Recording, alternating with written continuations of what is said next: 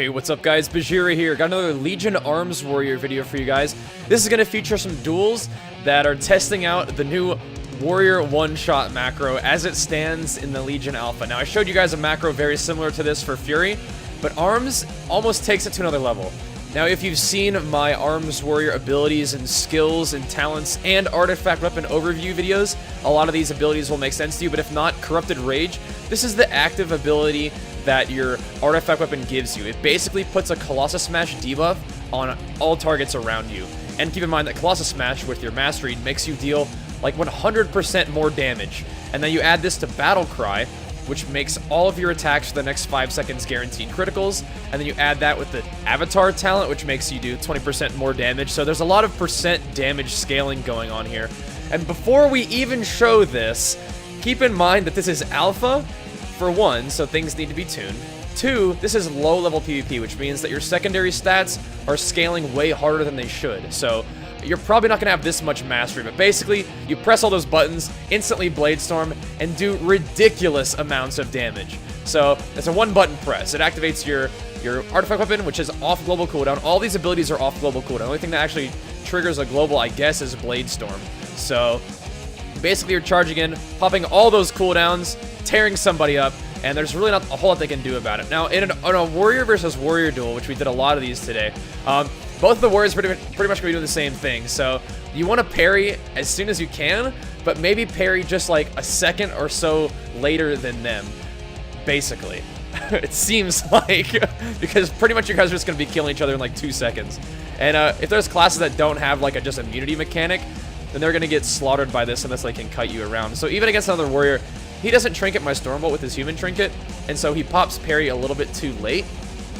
So even though he's a higher level than me, I've got my parry up second, and I have my Rallying Cry, so he's not going to do any damage to me yet. And as his parry falls off, I still have like 1 second or so of my parry, so it gives me a moment to kill him.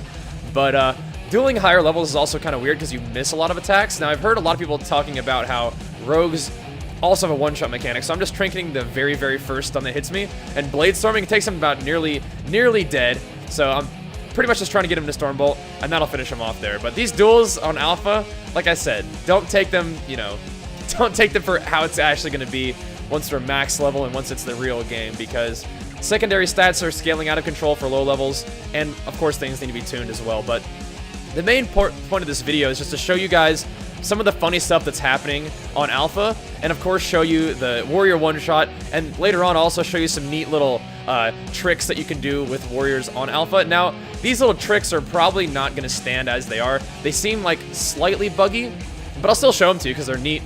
And of course, me being an alpha tester, I'm doing my duties by, showing these sort of things, because I think that's part of the deal with testing this stuff out. So against the Demon Hunter, even who's like way higher level, you still do so much damage to their health bars. It's pretty insane. And I would say the main reason why it's doing this much damage is because of the way the Colossus Smash scales with your Mastery. Colossus Smash is going to make you do 1% more damage to your target during the Colossus Smash window. And since you're at a low level, basically, it means that your Mastery is up around like 80% or something, which means that Colossus Smash is doing like 108% more damage. It makes all of your abilities do 108% more damage during that Colossus Smash window. And the best way to describe this, remember like a long time ago, you could have like a low-level character dodge every single attack because they had like 100% dodge or something.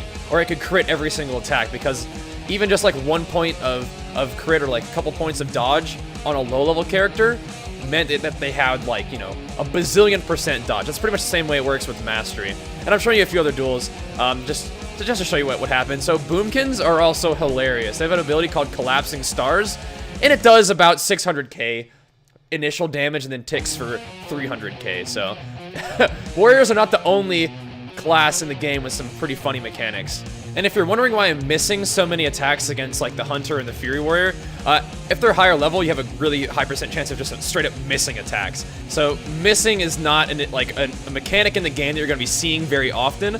But yeah, if you duel somebody, 5+ levels above you, you have a chance to miss. So you can miss Stormbolts, miss Mortal Strikes, and those are, kind of a big deal. But, it's still going to have fun in duel and just see what happens. So this is another duel against the Rogue. And right now, I'm trying to make use of my Heroic Throw as much as I can to try to keep him in combat. So we both sort of survived each other's openers, which is interesting. But, you know, even though we survived those, PvP is still a very, very fast-paced game. Now, I'm parry his kidney shot there with Die by the Sword. Die by the Sword right now is not showing an animation, and I feel like it probably should.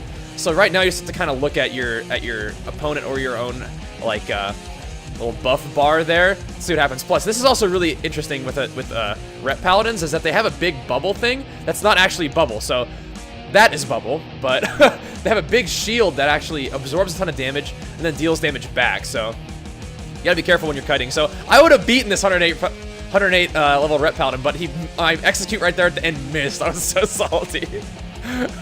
So the misses do happen. I'm looking at this thing, I was like, what the hell, did it miss?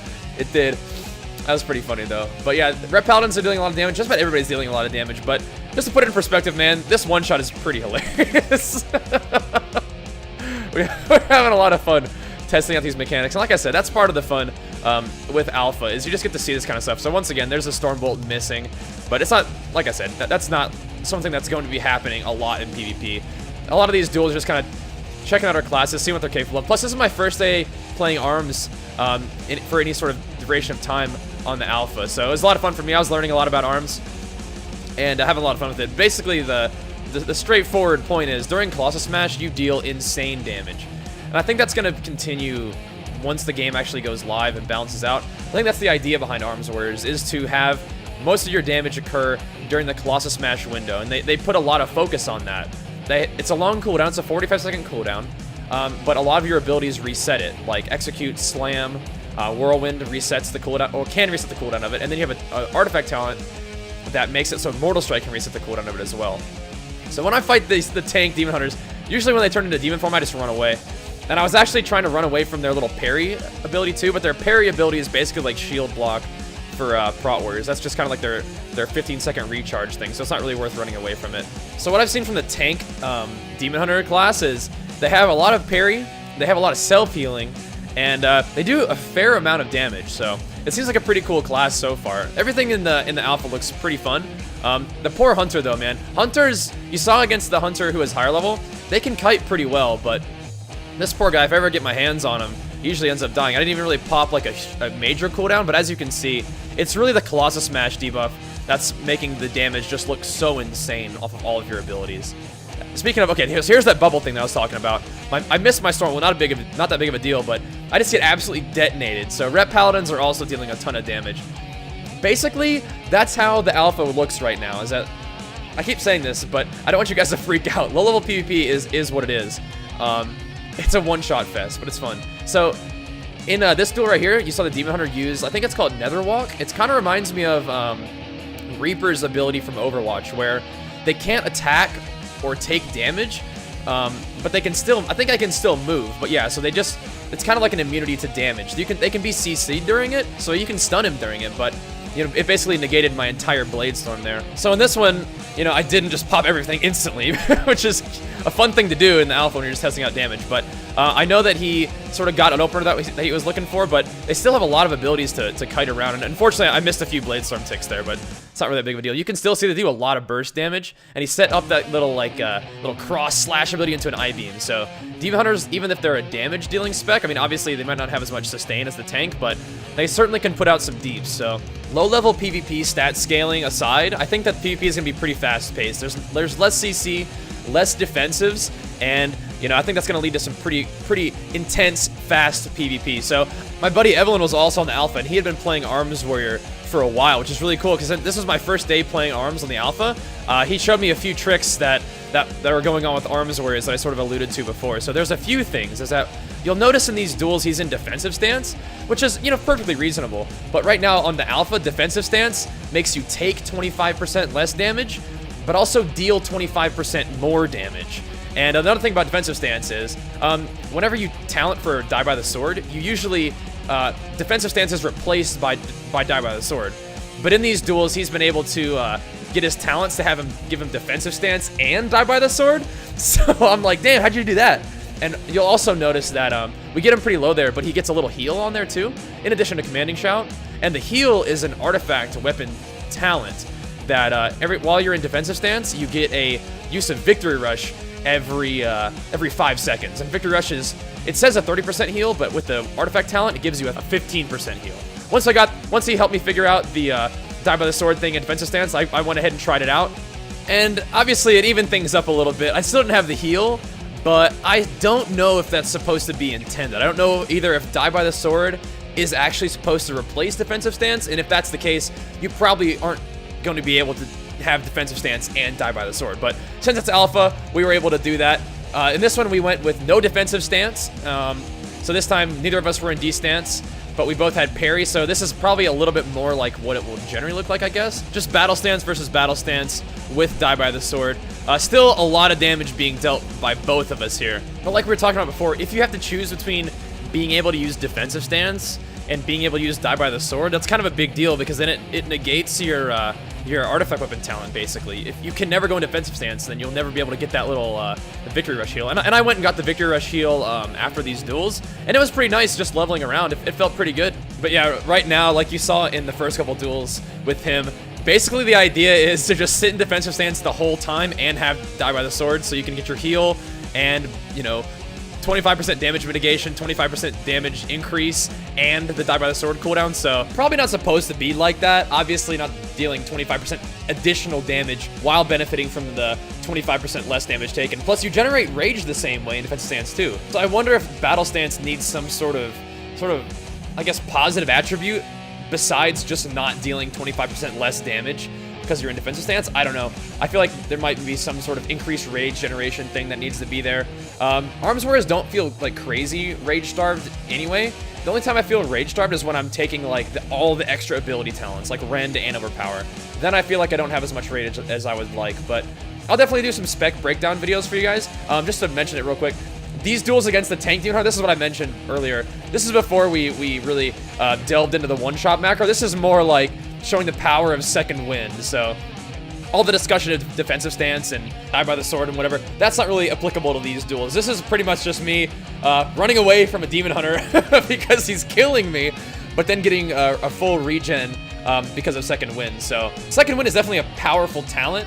I feel like in the duels where everything's out in the open, it is definitely harder to avoid damage for a full 5 seconds, but I think in arena where you have pillars and stuff, it's conceivable that you'll be able to just heroic leap out of there and you know, avoid damage for 5 seconds. So that's definitely a powerful heal in a warrior's arsenal if you're willing to run away from battle for a little while. One of the things that I learned is that when I looked at the artifact weapon talent for the Victory Rush in defensive stance, I was like, that is out of control OP. But it's only 15% health, so it sort of fits in your rotation. But that being said, 15% health every 5 seconds is kind of a big deal. You can go back and look at the first couple duels against Evelyn, and he was using the heal for the first ones, and you can kind of see how much health it's giving him back. It seems pretty good. I don't know like how crazy it's going to be in general though, just because like I feel like we do a lot of damage to each other. Just players do a lot of damage to other players, and he was also benefiting from that 25% damage mitigation, so it's kind of hard to tell like if I'm supposed to be able to out damage his healing that he does to himself.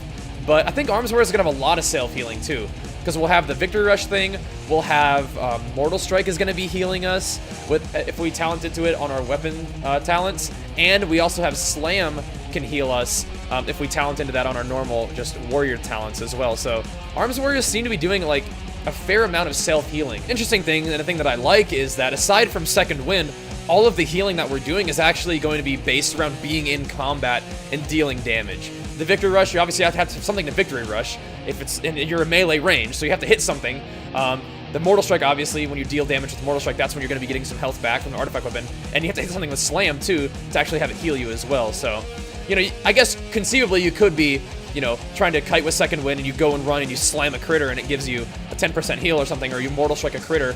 But I mean, that's still just kind of pretty cool stuff. But yeah, Arms Warriors definitely look like they'll be doing an amount of self-healing. They have some cool stuff going on. The damage is pretty nice right now. I think a lot of that has to do with it being alpha, and there are definitely some kind of weird things going on, some questions that need to be answered, whether or not the defensive stance thing plus parry is intended, or if you're going to have to choose between one or the other, because that'd be a tough choice, I think. And of course, you know, 25% damage increase on defense stance isn't really supposed to be what happens. But, you know, if you have the alpha, we definitely can have a lot of fun with all those percent damage scaling things. And I definitely will be posting more Arms Warrior and otherwise just Legion content for you guys. But I hope you enjoyed this video about the Arms Warrior one-shot and some tricks and some information about Arms Warrior. And I hope you guys enjoyed the duels as well. Thank you everybody who came out to duel me on the alpha. That was a lot of fun hanging out with you guys. I definitely learned a lot, and I hope you guys had fun. Either way, guys, thank you so much for watching. Plenty more Legion content on the way, and I'll see you guys next time. Peace!